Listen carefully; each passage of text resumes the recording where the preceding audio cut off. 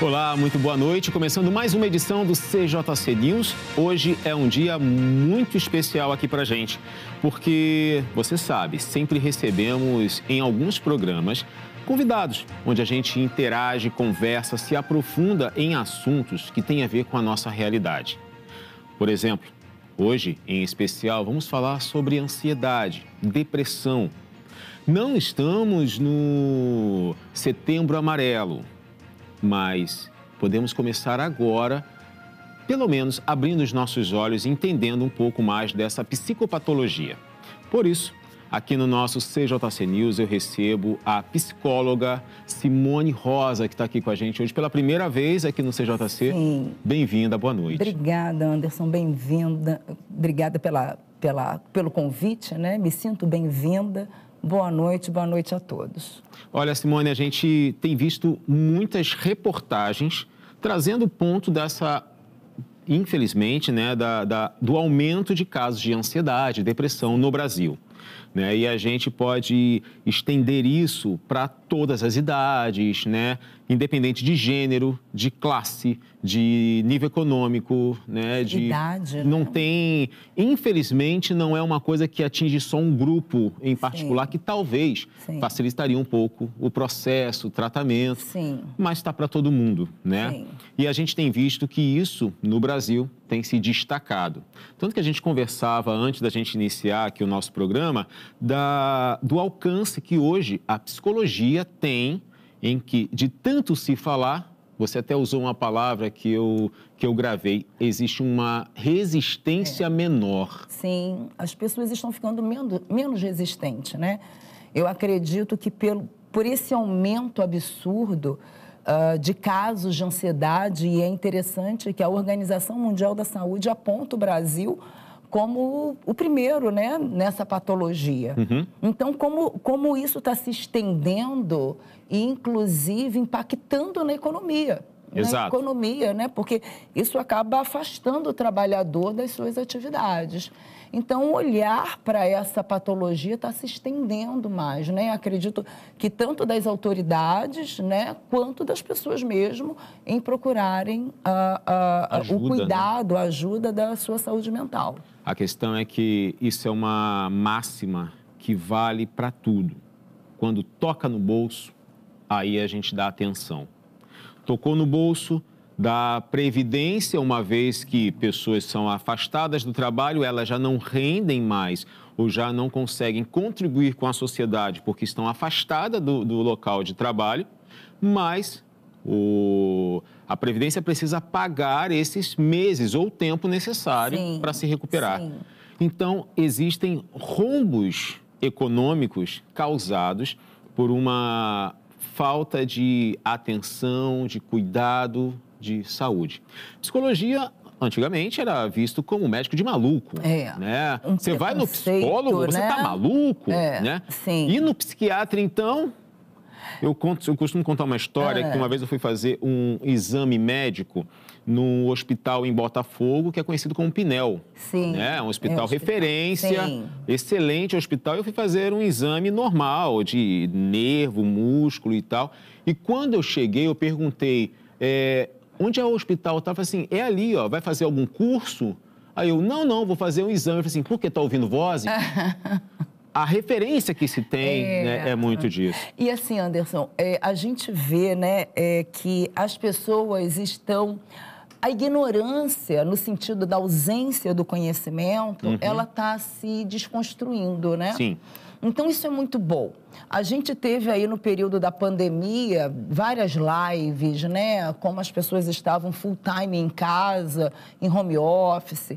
Então, a gente teve várias lives, vários profissionais falando sobre isso, até porque foi um período onde teve um aumento mesmo, né? De casos de ansiedade, de depressão, né? Ansiedade e depressão, digamos assim, são primo-irmãs, né? Entrou junto, andam começou juntas. E foi um período de total novidade, não se sabia o que se esperava. E as pessoas não sabiam o que estava acontecendo. Na verdade, elas eram acometidas dos sintomas que são desconfortáveis, mas não sabiam o que estava acontecendo. Então, eu até considero assim que, em termos de informação, a pandemia trouxe esse benefício, né, dentro dessa questão da saúde mental. Trouxe esse benefício do conhecimento. O que está acontecendo comigo? Então, esses sintomas, né, taquicardia, essa angústia, essa vontade de chorar.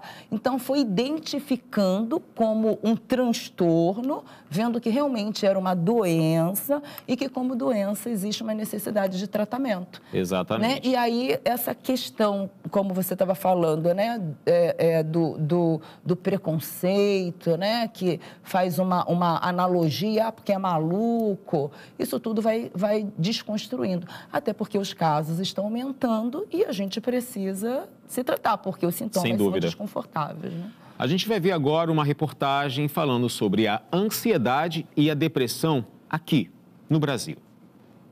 Segundo dados da Organização Mundial da Saúde, a prevalência global de ansiedade e depressão registrou um alarmante aumento de 25% durante o primeiro ano da pandemia de Covid-19. Não tratada, a ansiedade pode se transformar em um desafio, desencadeando outros transtornos mentais, como a depressão, que afeta cerca de 300 milhões de pessoas em todo o planeta. O Brasil se destaca negativamente neste cenário, com a maior prevalência de transtornos de ansiedade do mundo, conforme revelado pelo último mapeamento global de transtornos mentais da OMS. Aproximadamente 9,3% dos brasileiros enfrentam ansiedade patológica, seguidos pelo Paraguai, Noruega, Nova Zelândia e Austrália. Fatores como problemas financeiros, flutuações econômicas e preocupações com segurança pública são apontados como principais impulsionadores dessa alta. Entre as faixas etárias mais vulneráveis, crianças e adolescentes lideram os diagnósticos de transtorno de ansiedade, destacando a necessidade urgente de medidas eficazes de intervenção e suporte psicológico. Nossa, a gente vê alguns pontos nessa reportagem que, infelizmente, quem mora principalmente em alguns estados do Sudeste, Rio de Janeiro e São Paulo, ficam ali na passividade, porque a gente não tem muito o que fazer. Segurança, aqui é complicado, né? A gente crítico vê isso, né? Em infinitas reportagens. No Instagram tem informes de vários bairros que você... Sim. Se você quiser, a gente viu esses dias, numa das reportagens aqui do CJC News, que as pessoas estão até parando de assistir alguns noticiários para poder preservar a saúde mental. Sim. Outro ponto ali na reportagem foi a questão financeira. Isso. Aí a gente mora num país que, infelizmente, o poder de compra tem se apertado. Sim, se limitado cada vez mais. Então, assim, né? os gatilhos para gerar a depressão e a ansiedade não faltam. Sim. Né? E no finalzinho vem para as crianças e adolescentes, né? E aí a gente fala assim, mas a criança tem comida, tem uma casa, tem teto, tem a família, tá ansioso, tá com depressão, por quê?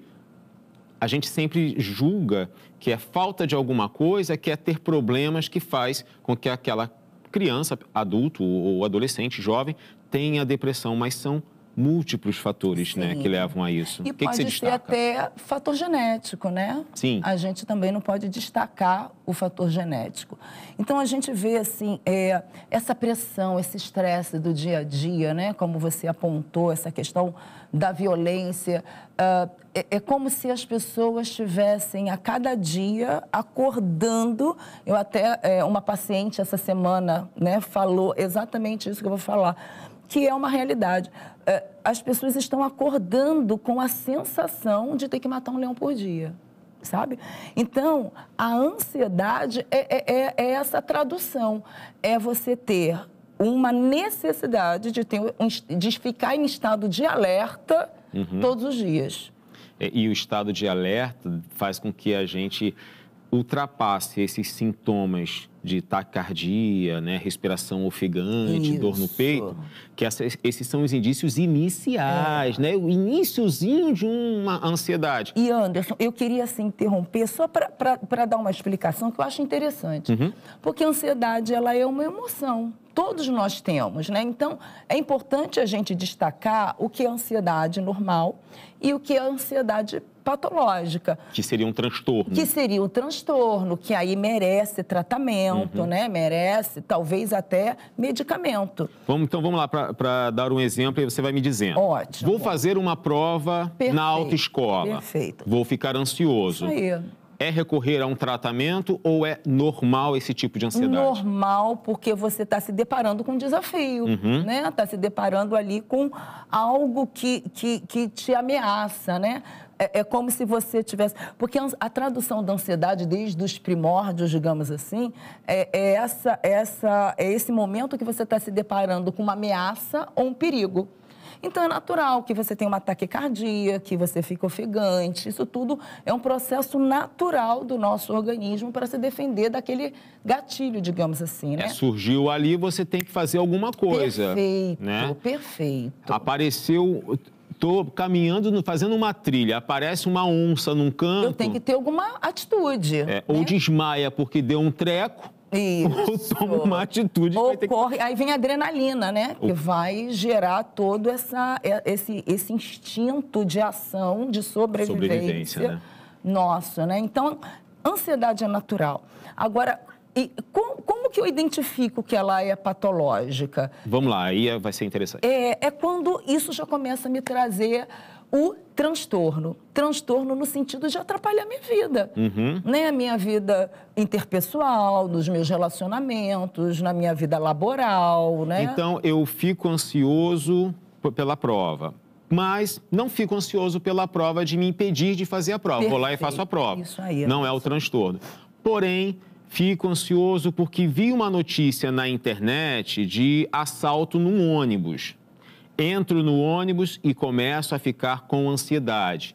Eu tenho que ir trabalhar, mas não consigo. Desço do ônibus e volto para casa. Perfeito. Isso aí... Já começa, isso já está impactando na minha rotina. Isso já está impactando no meu ir e vir. Né? Eu posso até estender esse exemplo no sentido de eu começar a ter pensamento distorcido de que qualquer lugar que eu esteja eu posso estar vulnerável. Né? Então, a vulnerabilidade, a sensação, né? Isso tudo pode ser um pensamento distorcido. Na verdade, a emoção, ela é oriunda de um pensamento distorcido, né? Então, essa sensação de eu estar vulnerável, e às vezes não estou, isso já pode... Eu considero como uma realidade e eu já começo a gerar todos os sintomas da ansiedade para eu fugir ou lutar, que aí já é a descarga da adrenalina. E aí você vê que... Aí o pensamento gera uma emoção que gera um comportamento, né? Eu faço alguma coisa que eu preciso me salvar. Exatamente. Se o pensamento está distorcido, a emoção vai estar distorcida, o comportamento vai estar distorcido. E às vezes pode acontecer um ciclo vicioso, porque... Estou com ansiedade, fiquei ansioso porque entrei no ônibus e percebi que entrou um passageiro que eu já acho que vai me assaltar. A emoção que vem é o medo. Aí o meu comportamento é descer do ônibus. Isso. E aí quando eu desço do ônibus, eu posso estar validando aquele pensamento distorcido. Eu falo assim, caramba, ainda bem que eu desci, porque se eu estivesse lá ele ia me assaltar. Sim. E aí é um pensamento que a gente generaliza. A gente precisa entender que uma coisa é realidade, outra coisa é pensamento. Mas isso é difícil. É difícil. E aí que eu te falo, Anderson, quando a gente estava falando antes do programa começar, o quanto é importante as pessoas, pelo menos 6 meses de terapia, sabe? Não custa o esforço. Ai, olha, seria tão interessante, sabe? Porque a gente precisa entender as armadilhas dos nossos pensamentos. Porque os nossos pensamentos, eles vão gerar emoções. E se nossos pensamentos, eles são distorcidos, são pensamentos gatilhados, às vezes, de experiências passadas, experiências estressantes, negativas, a gente vai carregar aquilo como sendo uma realidade, como sendo uma verdade. Esses gatilhos, eles podem ser pela pessoa que marcou o passado ou por alguma coisa que relembre algum fato do passado. Pode ser alguma coisa que relembre. Às vezes uma coisa mínima pode startar um medo, uma ansiedade sem controle. Pode, porque nós armazenamos não só o fato, mas a sensação, a emoção do fato. Né? Você pode olhar para uma foto do passado e olhar naturalmente, né? Não ter ali emoção nenhuma. Mas você pode olhar uma foto e aquela foto relembrar tanta coisa, né? Uma foto vai trazendo um turbilhão de emoções. Então, emoções parecidas, experiências semelhantes podem trazer gatilhos, sim, né, de situações lá de trás que não foram muito confortáveis e que vai trazer todo esse sintoma, como se aquilo... reviver, né? Você ressente tudo aquilo que você sentiu naquela situação. Agora, o que é necessário? A terapia, né? Até para ressignificar tudo isso. Se autoconhecer e dar um novo sentido. Dar um novo sentido. Pode ser que aquela situação que aconteceu lá atrás foi uma visão interpretativa sua, né? Foi uma interpretação sua. E até se aquilo foi real e foi daquele jeito, a gente precisa saber lidar com aquilo. Lidar com aquilo. E sozinho, às vezes, não consegue. Exatamente. A gente está trazendo esse assunto e conversando sobre gatilhos, sobre medo, sobre essa ansiedade, porque o Brasil ele está no topo da lista aí de países, entre os países com mais incidência de depressão e ansiedade. Então, essa primeira parte da nossa conversa deu para a gente entender melhor como funciona e falamos de gatilhos. Vimos na reportagem que a questão financeira e segurança pública são dois starts, são dois pontos que acabam influenciando no nosso bem-estar, na saúde mental da maioria dos brasileiros. Não de todos, mas de uma grande parte. E aí, a questão financeira, todos os dias tem sempre um boleto para pagar, tem sempre algo para comprar. Quem tem filho tem sempre uma coisa nova que precisa arcar, seja da escola, seja roupa.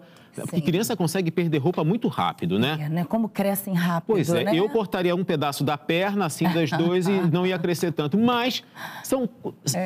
É a vida. É a vida. De uma estação para outra, você vê que tem que trocar tudo, né? Tudo. Não é uma coisa, né? Geralmente é tudo. É tudo. Aí você percebe que essas incidências, elas vão redobrando a crise de ansiedade. Porque eu estou me segurando. Mas logo em seguida, gente, como é que eu vou comprar um casaco para o meu filho se eu não tenho dinheiro? Se está tá tendo essa crise toda econômica na empresa, será que eu posso comprar parcelado, vou ter dinheiro para pagar depois? E o aluguel que está vencendo? Essa é a realidade do brasileiro. E como é que isso chega a atingir para gerar mais um problema, que é o transtorno de ansiedade? E assim, Anderson, você foi trazendo, né, os exemplos que não faltam, né? Os conflitos, os problemas. E dentro do seu contexto de fala, e a gente vê muito isso, eu abordo muito isso no consultório, é o e se, o será que, né? Isso é uma projeção de futuro que eu não tenho resposta. Nem certeza, Nem né? certeza. Então, é comum, né, a gente... será que eu vou ter o dinheiro para pagar a mensalidade do colégio do meu filho o mês que vem? E assim, por mais que seja desafiador, evitar o e se, será que é terapêutico, sabe? É uma estratégia terapêutica. E essas coisas são meio automáticas no pensamento de uma pessoa com transtorno de ansiedade, não? São, porque a tendência de uma pessoa com transtorno de ansiedade é querer controlar o futuro. E futuro eu não controlo, futuro eu planejo. Então, antes de gerar o pensamento catastrófico, que é uma característica, né, de quem tem o transtorno de ansiedade, antes de gerar o pensamento catastrófico, eu preciso avaliar quais os recursos que eu tenho. Né? Talvez pensar no será que e o e se está me tomando tempo, ao invés de eu pensar em outros recursos. Talvez eu tenha ali recursos, mas a preocupação, o foco no catastrófico me tira essa oportunidade de pensar nos recursos. Então, essa é uma manobra, né, muito interessante, que é dentro das possibilidades a gente eliminar, neutralizar ou minimizar o e se, o será que.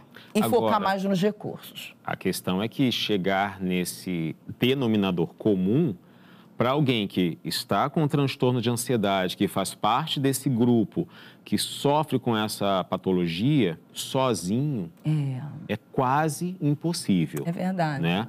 Não é uma coisa que, eu vou respirar e vai resolver. Você pode amenizar aquele sintoma da ansiedade, mas tratar isso precisa de um profissional. Simone, a gente vai discorrer agora sobre a relação e dependência dos adolescentes e crianças, né, com o uso de celular, com acesso à internet. Se o celular não tiver acesso à internet, o celular não serve de nada. Sim, né? Tem que estar com acesso à internet para eles.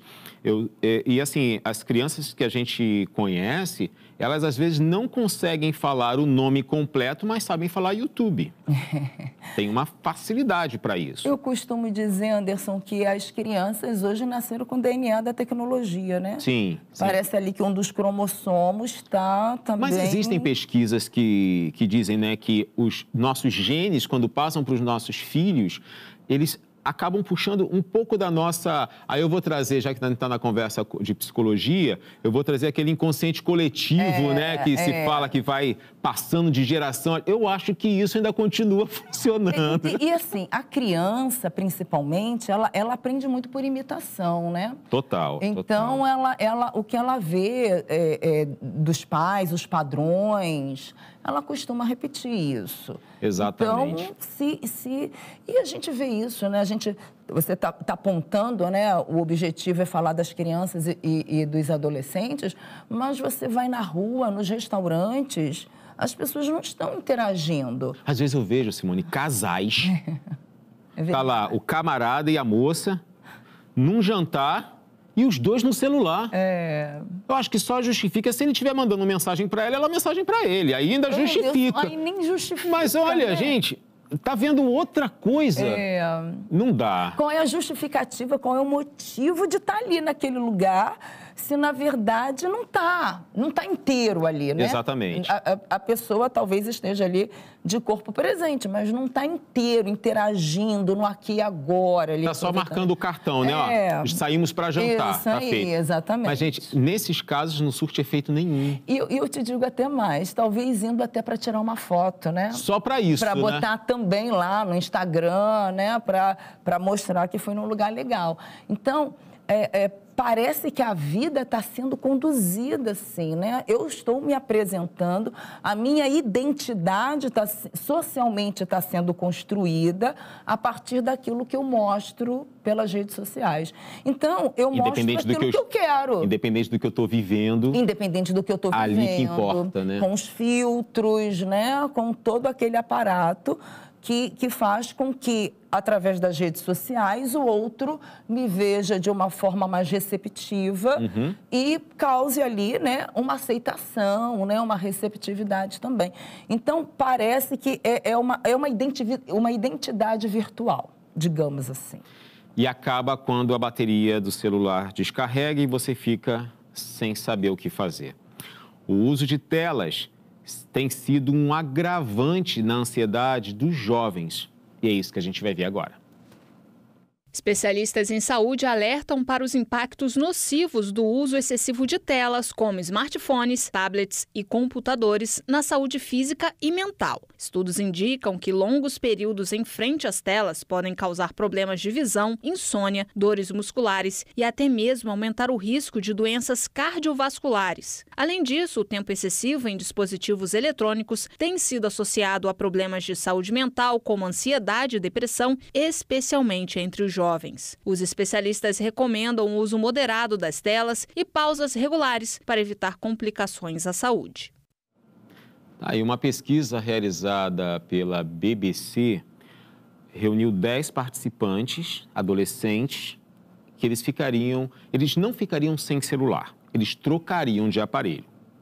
O que eles receberam foi um celular que faz ligação, que essa é a maior utilidade do celular para a qual foi criado. Sim. E escreve e envia mensagens por SMS. Só isso. Depois de 27 horas, um dos participantes desistiu porque não aguentou. Segundo ele falou assim, eu não consigo viver bem porque alguém pode ter entrado em contato comigo e eu estou offline. E ele acabou saindo do teste, né, da análise, por conta da dependência. O quanto vale essa dependência na vida de adolescentes que estão em formação, que estão construindo, tem um leque de oportunidades. O que eles podem perder por conta do uso do celular? Acontece assim que hoje em dia a gente resolve, né, a nossa vida através do celular, né? Sim. A sua identidade está ali, aplicativos de banco, né, a sua carteira de habilitação você tem ali. Então, você acaba ficando dependente do dispositivo que também te traz o acesso a outras pessoas, né? Então, parece que a sua vida está ali. O celular virou o seu mundo ali. Então, isso vai gerando toda uma dependência de um dispositivo e é como se fosse apagando o mundo aqui fora, né? O mundo virou aquele dispositivo e o mundo aqui fora parece que fica obsoleto. Tudo que eu quero, principalmente os jovens, né, que estão mais em contato com essa tecnologia por muito tempo, né? Quem passou dos 30, 40, tem outros tipos de experiências que não o celular, né? Então... dá para dosar, né? Dá para, olha, tem essa opção aqui além dessa. Isso aí. E os jovens não, eles já têm esse foco, essa ideia, aquilo que ele precisa. Antigamente a gente tinha as bibliotecas, né? As salas de leituras, aquilo que a gente precisava fazer uma pesquisa, a gente tinha aí nesses lugares. Hoje os jovens, o que eles precisam... Tá na mão. Tá na mão, tá no celular. Então, ficar sem esse dispositivo é ficar vulnerável. Sim. Né? É ficar vulnerável. E isso justifica a ansiedade. Como que eu vou ficar sem meu mundo? Como que eu vou ficar sem os meus recursos? Seja jogo, seja uma pesquisa, seja um flerte, seja... Rede social. A rede social, né? Os likes, né, que eu recebi, que ali pode me traduzir uma receptividade de alguém, se aquilo foi bem aceito e tal. Então, a referência do jovem está ali naquele mundo. Sim. Né? Vamos entender que é um mundo. Então, isso gera uma dependência muito grande. E assim, a perda disso também, né? Como esse mundo real, ele fica, digamos, apagado, sem muita funcionalidade, eu considero que uma das perdas é a falta das habilidades sociais, né? Que é fundamental para se viver. Total. Porque, assim, a realidade dele pode estar no celular e pode ter apagado tudo em volta. Mas no mercado de trabalho, ele vai ter que trabalhar com pessoas. Isso aí. Né?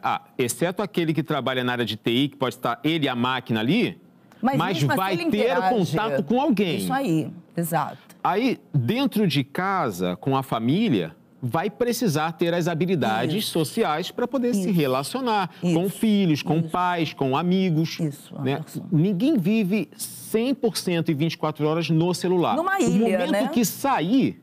vai precisar interagir. Vai sofrer. Né? E são habilidades básicas. Sim. Que se perde, né? O dar licença, o por favor, o ceder a vez. Como que eu vou fazer isso pelo celular? E até mensagens, quando a gente quer usar essa habilidade, a gente às vezes fica assim, eu coloco o por favor agora, coloco antes, coloco depois, fica meio perdido. Ou usa o emoji, né? O que eu faço? Ou então fala o que quer, assim, na lata e bota o emojizinho assim, de uma carinha sorrindo. Nossa, ele foi grosso, mas foi educado. Fica meio confuso. Mas jovens e adolescentes têm essa relação com o celular, gerando essa dependência, pode afetar a autoimagem. É algo assim, Anderson, que eu considero que é um dos casos principais, inclusive, né? Porque rede social é um mundo virtual, não é um mundo real. Então, como a gente estava falando um pouquinho antes, eu insiro ali naquele cenário, naquela realidade que eu quiser.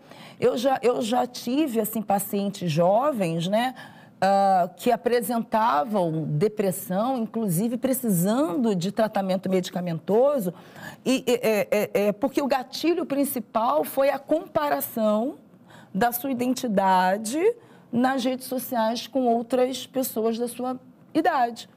Então, porque todo mundo que está na rede social é muito feliz e tem tudo. Viaja, não é? Né? Frequenta restaurantes interessantes. Então, você acaba comparando, né? E, assim, o jovem, assim como a criança, diferente do adulto, ele está construindo a sua identidade, ele está construindo as suas referências sociais, né? A sua posição ainda na sociedade. E como você falou de distorções do pensamento, é possível, então, nessa comparação, vir aquela distorção de eu não tenho nada, eu não sou nada, eu minimizo todas as minhas qualidades e acabo maximizando de todo mundo, menos eu. E isso pode gerar essa depressão que a gente viu na reportagem? Pode. Inclusive, né, a Organização Mundial da Saúde fala, né, ela aponta que um dos indicadores de saúde mental é a autoestima. Que é um ponto crucial para qualquer ser humano. Para qualquer ser humano. Então, é como se o desequilíbrio dessa autoimagem, né, da autopercepção, quando você começa a construir uma autopercepção pouco saudável, é como se você estivesse caminhando ali para algum transtorno. É porque a autoestima, né, que é tão importante, a gente tem 2 pontos, né, que é o valor e as competências. E aí se perde isso nessas comparações, né? Eu diria, até, eu estenderia, né? Valor, competência, propósito, né? Que traz esse senso de capacidade, de merecimento. E às vezes o propósito pode ser um propósito que para o outro, isso aqui não é propósito de vida, cuidar dos meus filhos não é propósito de vida. Espera aí, pode não ser para o outro, mas para uma mãe que olha para isso e vê, nossa, isso aqui é o meu legado. Isso, né? E ela emprega as habilidades dela para isso, né? Com resultados positivos. Como tem pessoas que empregam essa habilidade ou esse propósito para salvar uma empresa e impedir que milhares de pessoas sejam desempregadas. Sim. Né? Eu falei e usei o exemplo de uma mulher, mas também de um homem, né? Perfeito. Que às vezes fala assim, não, mas eu só trabalho só para cuidar da minha família. Isso é um baita propósito, porque tem um monte aí que não faz isso. Exato. Tem um monte aí que não está nem aí para a própria família. Então, a gente percebe que o descobrir disso é aí que entra um bom tratamento, né? Uma boa ajuda. E o que a gente está falando de autoestima, né? Eu considero assim, quanto mais eu me aproximo de uma autoestima equilibrada, que isso eu alcanço com autoconhecimento, não tem como eu ter autoestima equilibrada se eu não me conheço, né? Então, quanto mais eu me conheço, quanto mais eu reconheço e pratico, né, essas habilidades, esse potencial, mais eu vou caminhando para um bem-estar de vida, né? Que isso reverbera em mim e reverbera no outro também. É verdade. Aquilo se estende, né? Quando a gente está bem, a gente só faz o bem para o outro, né? Eu não posso dar uma coisa que eu não tenho. Então, se eu estou feliz comigo, se eu estou satisfeito com aquilo que eu tenho, independente se eu podia ter um pouco mais, mas então a gente trabalha e luta para ter um pouco mais, mas a gente tem que ser satisfeito com a nossa vida, né? Eu consigo também transmitir essa alegria, esse bem-estar para as outras pessoas que estão à nossa volta, não? Eu preciso ter esse olhar de gratidão, né? Para aquilo que eu tenho. Mas isso não quer dizer que eu parei ali. Né? E a autoestima, a crença adaptativa da capacidade faz com que eu veja que eu cheguei ali e que eu possa subir um pouco mais. Exatamente. Né? Dentro até onde eu quiser, por exemplo. Né? Mas a decisão está comigo. Mas a depressão não deixa a gente perceber isso. Não deixa, porque a depressão ela te traz uma perspectiva negativa de futuro. A gente falou muito até agora... E tira seu ânimo, né? Total, né? Porque isso é neuroquímico, inclusive. A gente tem falado durante o nosso programa muito sobre a ansiedade, mas a depressão não fica para trás. Ela é uma constante em muitas pessoas. E essa visão negativa, ela se basta apenas tentar olhar as coisas bonitas da vida ou é mais do que isso para tentar desligar o botãozinho da depressão? A depressão, ela tem níveis, né, Anderson? Então, digamos, de um nível leve, ela pode ser cuidada terapeuticamente, e ali a gente vai ver quais foram os gatilhos que levaram aquele quadro, né, de depressão. E a depressão moderada e grave, muitas das vezes ela precisa até de um tratamento medicamentoso, porque ela desregula, né, se a gente for submeter a pessoa a um exame de imagem, você vai ver que são áreas do cérebro, inclusive, que não estão ativadas. Né? Muda tudo, né? Muda no cérebro mesmo. Incrível isso. A neuroquímica fica, digamos assim, né, de uma forma popular falando, fica desregulada. Então, por isso que existe ali a necessidade do medicamento. Então, existem as manobras, né? As manobras medicamentosas, a terapia, ela é imprescindível, né? E nós, psicólogos, assim, entendemos que a atividade física, né? O exercício físico, ele faz parte dessa manobra terapêutica. Nesse caso, não é por estética, não é por... uma performance, embora né? seja com saúde física, vale mais na saúde mental. É incrível isso, né? E é só o corpo fazendo atividade que o cérebro começa a produzir algumas substâncias, né? Endorfina, dopamina. São coisas, né, que a gente... não, esses nomes aí é tudo esquisito, mas a gente tem isso. Só que a gente precisa produzir. É a nossa farmácia natural. Exato. Né? A gente tem essa farmácia natural. É incrível isso. Agora, a gente precisa tomar algumas posturas diante disso. A gente falou sobre o uso excessivo de celular na adolescência, na infância, e na reportagem pontuou sobre os limites, né? A gente sabe que não dá para ficar 24 horas no celular, mas se deixar, alguns podem deixar de dormir para ficar online, né? Qual é o limite? E às vezes é um pouco difícil. Vamos imaginar que alguém que está assistindo a gente tenha um filho adolescente e ele vai querer impor um limite. E pode ser difícil. Ele pode não aceitar, né? Qual é o insight, qual é a virada de chave que você diria para que o próprio adolescente percebesse, olha, está na hora de eu dar um basta nisso, diminuir.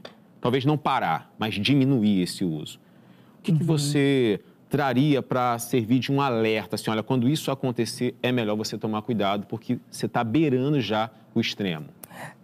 Eu aponto, assim, duas situações bem importantes para ficar em alerta, né? Uma é a quantidade de tempo que eu fico ali. Né? Pesquisas hoje mostram que o uso de redes sociais, principalmente, né? Porque, como a gente estava falando, os jovens hoje, para fazer uma pesquisa da escola, eles vão no celular. Então, eu acho interessante a gente separar o uso funcional do aparelho e o uso das redes sociais ali para... Do entretenimento, Do entretenimento, né? Exatamente. Então... falando da questão do entretenimento, eu preciso ter duas referências, pelo menos. O tempo que eu estou ali, né? E pesquisas falam que o tempo máximo seria 3 horas para ficar em entretenimento nas redes sociais. E outra coisa é o objetivo, né? Qual é o objetivo que eu estou ali? É para falar com alguém?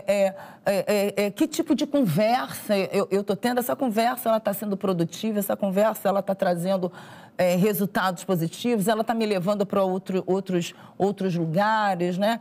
Agora, É interessante também que haja um diálogo também dentro de casa para falar sobre isso, porque às vezes o jovem ele não tem tanto filtro para isso, para ser crítico. Está construindo isso ainda, né? Está construindo, exatamente. Então, às vezes, ele não é tão crítico para que ele possa limitar o seu próprio comportamento. E aí os pais, por verem isso, às vezes entram na conversa e trazem um assunto para a mesa, mas de uma forma, olha, eu não quero mais que você fique com o celular.